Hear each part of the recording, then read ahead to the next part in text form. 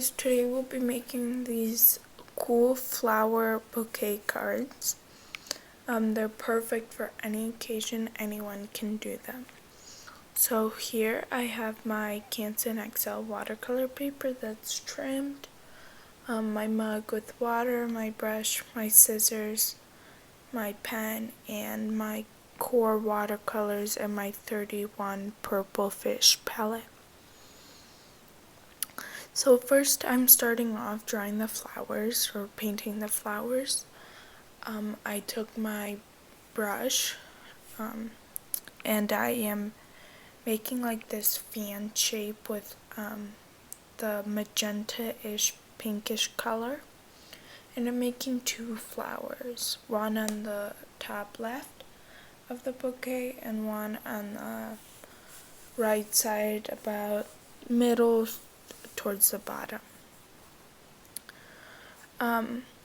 I'm gonna use this brown color and I'm making these rose shapes. So you make a little dot in the middle, and then you make like third circles around it, and you kind of overlap those circles, and the farther out you go, the thicker your brush stroke should be, like in the center, then lightly touching it with the tip of your brush. And then when you get farther out, you apply a little bit more pressure so it's slightly thicker.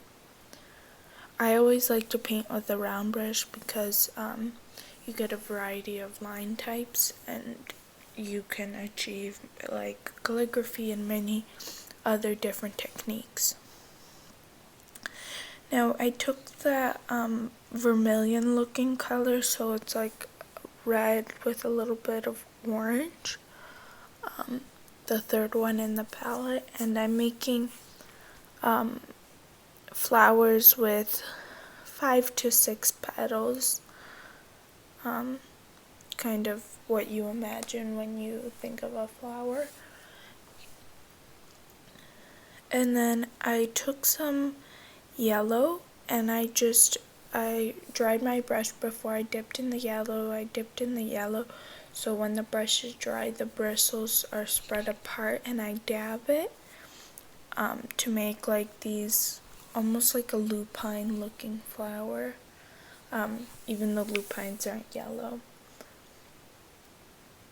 And then I'm mixing my color straight onto my X-Acto board, or my board, the self-healing mat, the gray one. So I mix some green and some brown to make a little bit more muted, more natural looking green, not the super bright green that comes in the set.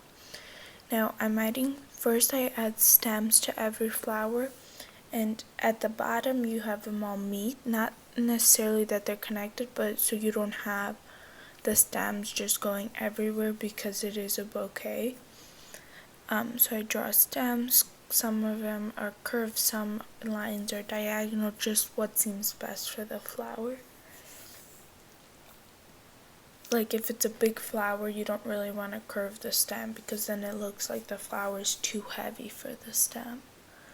And also you have to keep in mind the width, like the bigger flowers get slightly wider stems, the small flowers get very thin stems.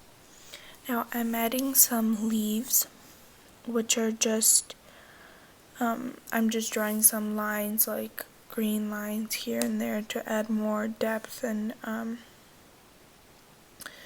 like more interest to the bouquet, so it's not just these color blobs that are connected. So I grabbed a dry piece because I'm going to let that one to dry. Now I'm taking a little bit of color and I'm just adding it for details. At first I want to do that light shimmer color from 31 Purple Fish.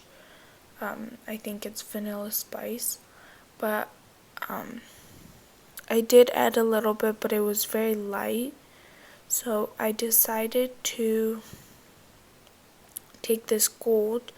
I'm not sure the name of it, but it's from 31 Purple Fish, And with the gold, you have to wet it first. With a lot of watercolors, you have to wet them first, like spray them, let the water sit and pick up the paint, especially metallic watercolors.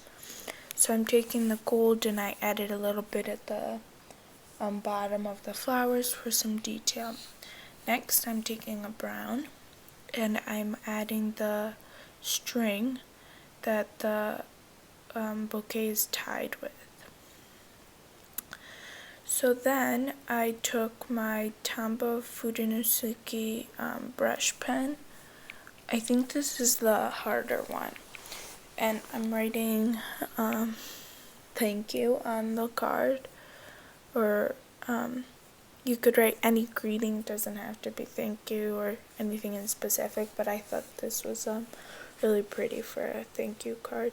This would even work really well for Mother's Day if you want. So I'm writing the greeting on the bottom corner where there's a little bit more space. You can write it in the left or the right hand side. You can even write it over the flowers, but I wanted the flowers to be the centerpiece of my painting.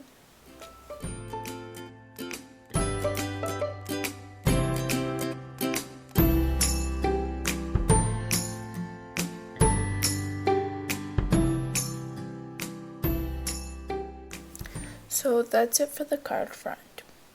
Now I am flipping it over and I am adding my adhesive, which are my Zotz glue dots. I add one in every corner and it sticks better.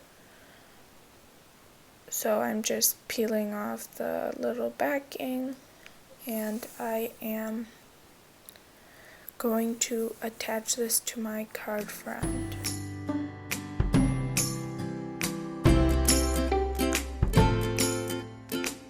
So I ran out of dots along the way, so I had to go grab some more. That's why there was a slight break. But this is a card I received actually as a package from Hobby Lobby, where it was like 100 different colored cards with 100 matching envelopes.